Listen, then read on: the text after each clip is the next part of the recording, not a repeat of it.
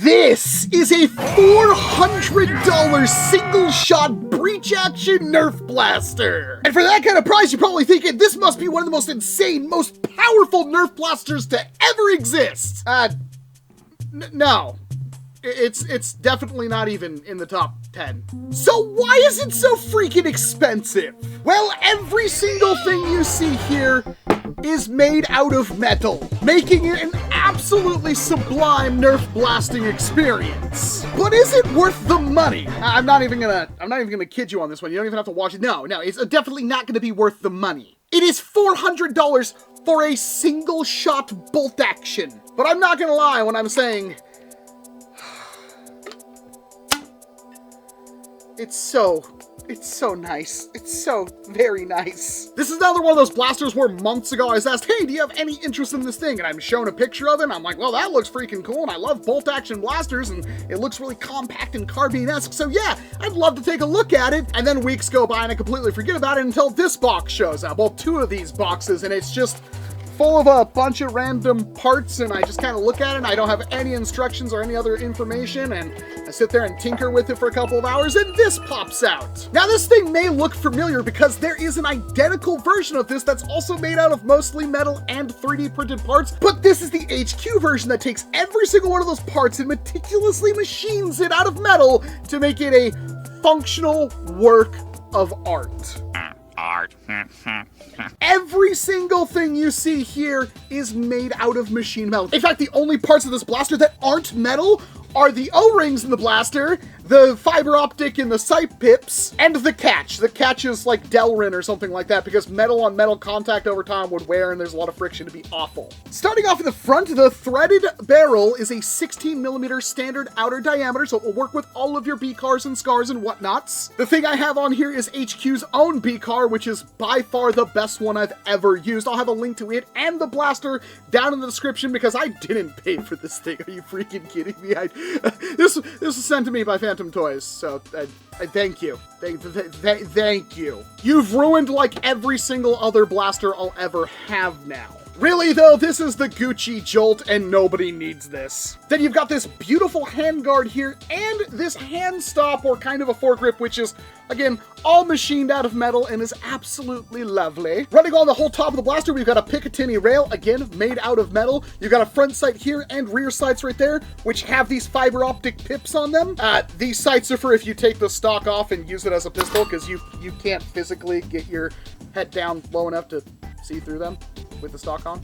Up here for an optic, I got my O-Sight S, which is the perfect form factor for this tiny blaster. You've got a buffer tube right here. It is completely removable. You just take out these two screws, you can pull off the whole assembly. And this stock, believe it or not, is machined, so it's made out of metal and it could break through a door if you wanted to.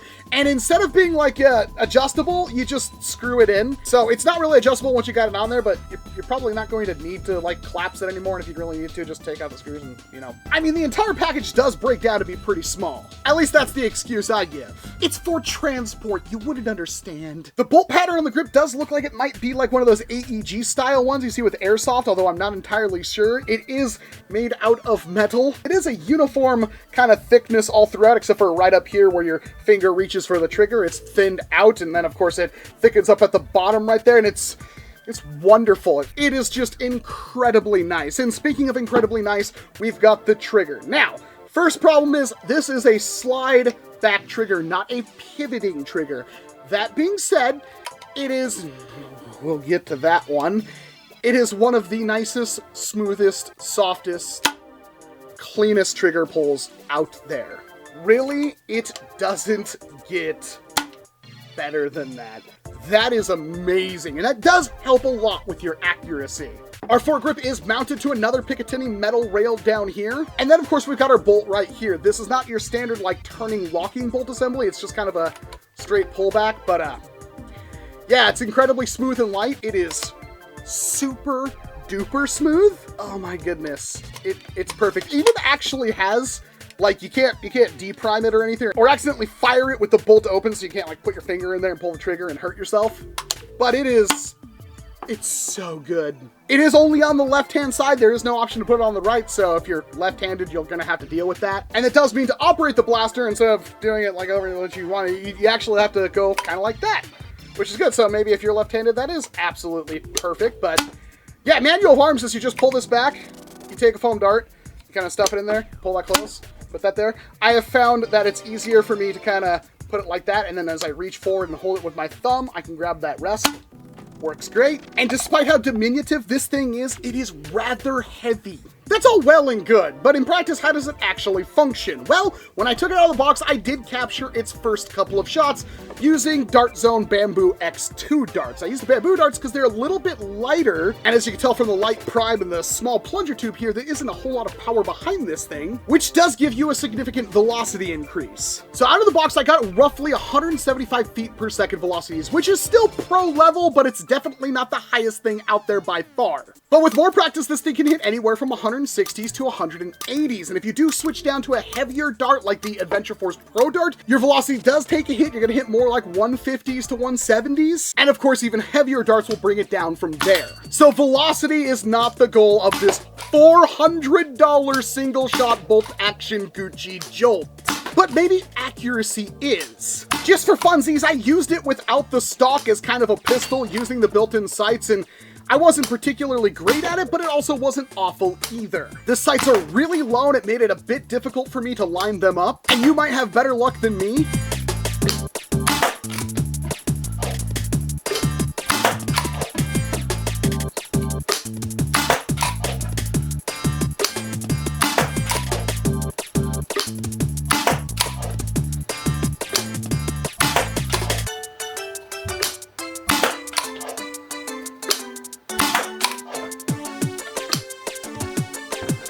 But it still performed admirably, and it got even better once I put the stock on it and an optic. I did my best to sight in my O-Sight S, and I went to town. And I tell you, once you get in a rhythm with this thing, yeah, I fired hundreds of shots through it, and that doesn't even count the fact that I fired this thing probably thousands of times before I shot this video. There's just something about how easy this thing is to prime, how good it feels to prime, how fun it is to slam a dart in there, and how there's really nothing that can go wrong. Every single time you prime this blaster, it's gonna work. There's pretty much nothing that can go wrong. Every single part on it is metal, and it's a bolt action. It's about as simple as can be. But when it comes to a blasting experience, nothing I've used even comes close.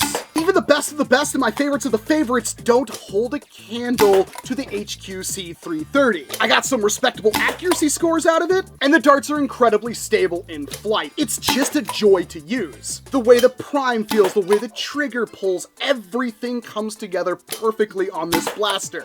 But this can't be ignored any longer. It is nearly a $400 single shot blaster that also has another version of this blaster that is far cheaper and more obtainable for basically kind of the same thing. I've never used it, so I don't know how it compares, but the fact that this exists makes me wonder, what's the market for it? I'm not gonna say anybody should ever go out there and buy something like this unless you had a very specific niche and a lot of money to burn.